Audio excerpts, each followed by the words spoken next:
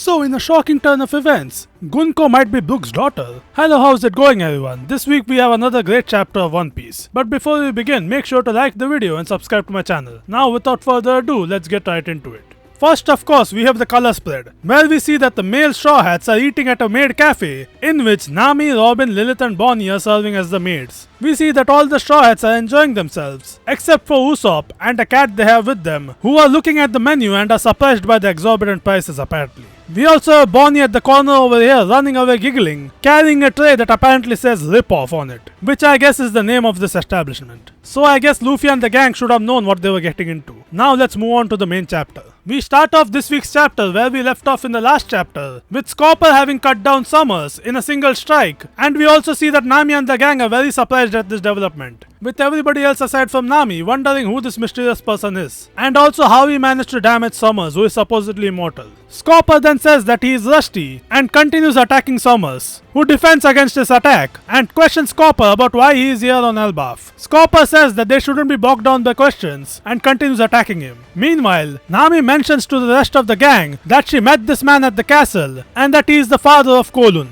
At which point Robin adds that according to what she heard, that would make him scoppergaban, and the rest of the Straw Hats are surprised by this. Meanwhile, Chopper remains focused on why Scopper's attacks are able to hurt Summers. Robin then says that she should help Scopper, but Jinbei tells her not to do that because her powers are not a good match for Summers' thorn abilities, since they require physical contact. Summers initiates another attack, but Scopper says that he is in a hurry and cuts Summers into two pieces at the shoulders, and just like that the fight is over. After which Scopper runs off to save Kowloon and leaves the Straw Hats behind, who are shocked to see that Scopper beats Summers, who they thought was immortal. Meanwhile, Chopper decides to run after Scopper in order to find out the secret as to why he was able to hurt Summers. After that, we cut over to the Walrus school, where we see that Anjay has set fire to the school, following Chief Yaru's order from last chapter. We see that Killingham is praising her for proving herself to be obedient, and then he proceeds to set fire to the library as well. We then cut over to Robin, who is watching on in horror as the library is burning down. After which we cut over to the village, where we see that Chief Yarul is distraught by his own decision, because he has just caused all the history and knowledge of his ancestors to be burned down. Meanwhile, the other giants are trying to console him. After which we cut over to Gunko and the children, and we see that Killingham has informed her that the school and library have been burned down. After which Gunko tells Ronja to come back in order to keep their end of the bargain. She then asks Ronja why she isn't happy, at which point Ronja starts apologizing to the entirety of Elbaf because she believes she caused all this to happen. They all try to assure her that she is not the one at fault.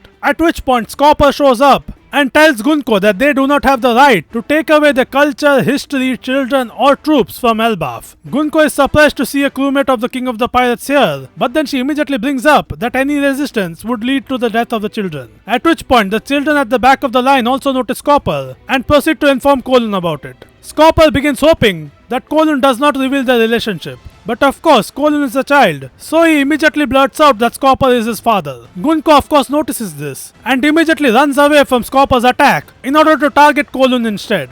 Gunko points a sword at a frightened Kowloon's neck and proceeds to threaten Scopper with his life. Scopper decides to use an instantaneous attack to take out Gunko before she can kill Kowloon. After which he tells Kowloon to hang in there, and also tells him that he is a big strong boy. Kowloon then resolves himself and tells Scopper that he is a warrior, and so he should just focus on attacking Gunko. Gunko reminds Scopper that a life once lost will never return, which causes Scopper to think back to Kowloon's birth. Scopper then makes up his resolve to go through with the attack, but then his future self tells him that Kowloon will most likely die if he continues the attack, at which point he decides to surrender. Gunko then stops the attack on Kowloon and proceeds to stab Scopper multiple times. Scopper then proceeds to fall off the branch and into the underworld. Kowloon is of course surprised by this and yells out for his father. And we see that Chopper also jumps off the branch in order to follow Scopper. Kowloon continues to cry out for his father, which triggers one of Gunko's repressed memories. And we see a flashback of a girl that looks like Gunko crying out for her father.